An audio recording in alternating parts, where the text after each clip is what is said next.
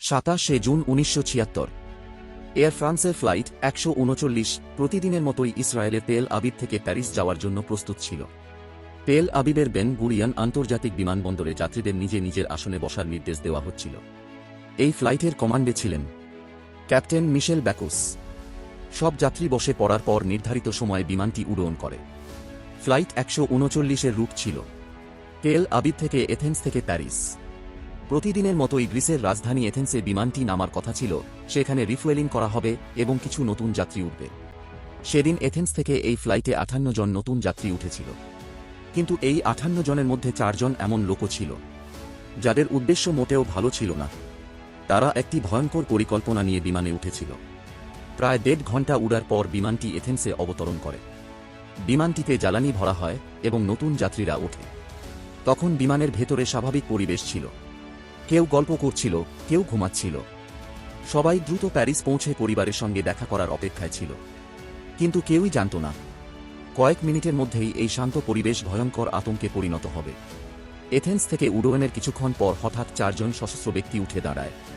তাদের হাতে ছিল পিস্তল এবং হ্যান্ড গ্রেনেড। মুহূর্তের মধ্যে পুরো বিমানে আতঙ্ক ছড়িয়ে পড়ে। যাত্রীরা চিৎকার করতে শুরু করে। কিছুক্ষণের মধ্যেই সেই 4 জন পুরো বিমানের নিয়ন্ত্রণ নিয়ে নেয়। তাদের মধ্যে একজন দ্রুত ককপিটে ঢুকে পাইলটের দিকে বন্দুক তাক করে। 248 জন যাত্রী এবং 12 জন ক্রু সদস্য নিয়ে উঠতে থাকা ফ্লাইট 139 এখন হাইজ্যাক হয়ে গেছে। হাইজ্যাকারদের মধ্যে 2 জন ছিল popular front for the liberation of Palestine সংগঠনের সদস্য, আর বাকি 2 জন ছিল পশ্চিম জার্মানির রেভলিউশনারি সেলস সংগঠনের সদস্য। তাদের মধ্যে একজন ছিল একজন মহিলা। হাইজ্যাকাররা পাইলটকে নির্দেশ দেয় বিমানটি প্যারিসে নয়, বরং লিবিয়ার বেঙ্গাজি বিমানবন্দরে নিয়ে যেতে। ঘণ্টার পর ঘণ্টা উড়ার পর বিমানটি লিবিয়ার বেঙ্গাজিতে অবতরণ করে। সেখানে রিফুয়েলিং করা হয়। এই সময় এক ব্রিটিশ ইসরায়েলি মহিলা প্যাট্রিসিয়া মার্টেল নিজেকে অসুস্থ বলে অভিনয় করেন। তিনি বলেন তার মিসক্যারেজ হয়েছে। হাইজ্যাকাররা তাকে অসুস্থ মনে করে মুক্তি দিয়ে দেয়। এই মহিলা মুক্ত হওয়ার পরে পুরো বিশ্বের কাছে এই হাইজ্যাকের খবর ছড়িয়ে পড়ে।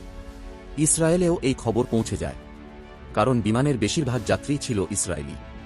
ইসরায়েল সরকার দ্রুত একটি রেস্কিউ অপারেশন পরিকল্পনা করতে শুরু করে। এদিকে 24 ঘণ্টা পরে হাইজ্যাকাররা পাইলটকে নতুন নির্দেশ দেয় বিমানটি এবার নিয়ে যেতে হবে আফ্রিকার দেশ উগান্ডা। অবশেষে বিমানটি অবতরণ করে এনটেব্বে বিমানবন্দরে। বিমান নামার সাথে সাথে উগান্ডার সেনাবাহিনী পুরো বিমানটিকে ঘিরে ফেলে।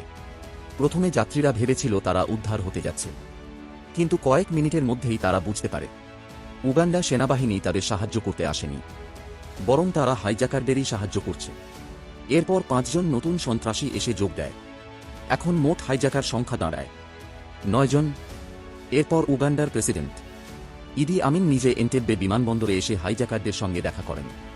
তিনি উগান্ডা সেনাবাহিনীকে নির্দেশ দেন হাইজ্যাকারদের নিরাপত্তা দিতে। এদিকে হাইজ্যাকাররা তাদের দাবি জানায়। তারা চায় বিভিন্ন দেশের জেলে থাকা 53 জন বন্দীকে মুক্তি দিতে হবে। এর মধ্যে 40 জন বন্দী ছিল ইসরায়েলের জেলে। এছাড়া তারা দাবি করে $5 মিলিয়ন মুক্তিপণ না হলে তারা জিম্মিদের হত্যা করবে। এদিকে ইসরায়েল গোপনে একটি উদ্ধার অভিযান পরিকল্পনা করতে শুরু করে। এই অপারেশনের নাম দেওয়া হয় অপারেশন থান্ডারবোল্ট। এই মিশনের নেতৃত্বে ছিলেন লেফটেন্যান্ট কর্নেল ইয়োনাতান নেতানিয়াহু। ইসরায়েলি কমান্ডোদের একটি বিশেষ ইউনিট শায়েরেত মাতকাল এই মিশনের জন্য নির্বাচিত হয়। 3 জুলাই রাতে 4-130 হারকিউলিস বিমান উড়ে যায়। প্রায় 200 কমান্ডো নিয়ে তারা 4000 কিলোমিটার দূরের উগান্ডার দিকে রওনা হয়। রাত 11টার দিকে প্রথম বিমানটি এনটেব্বে বিমানবন্দরে নেমে যায়। ইসরায়েলি কমান্ডোরা নিঃশব্দে বিমানবন্দরের ভেতরে ঢুকে পড়ে। তারপর তারা দ্রুত পুরনো টার্মিনাল ভবনের দিকে এগিয়ে যায়, যেখানে জিম্মিদের আটকে রাখা হয়েছিল। হঠাৎই শুরু হয় তীব্র গুলির লড়াই। কয়েক মিনিটের মধ্যেই সব হাইজ্যাকারকে হত্যা করা হয়। ইসরায়েলি কমান্ডোরা দ্রুত জিম্মিদের উদ্ধার করে বিমানে তুলতে শুরু করে। তবে এই অপারেশনের সময় একটি দুঃখজনক ঘটনা ঘটে। অভিযানের নেতা ইয়োনাতান নেতানিয়াহু গুলিবিদ্ধ হয়। 90 মিনিটের এই অপারেশনে ইসরায়েল 102 জন জিম্মিকে উদ্ধার করতে সক্ষম হয়। এই সাহসী অভিযানের জন্য পুরো বিশ্বে ইসরায়েলের প্রশংসা করা হয়। আজও অপারেশন থান্ডারবোল্ট ইতিহাসের সবচেয়ে সাহসী উদ্ধার অভিযানের একটি হিসেবে পরিচিত।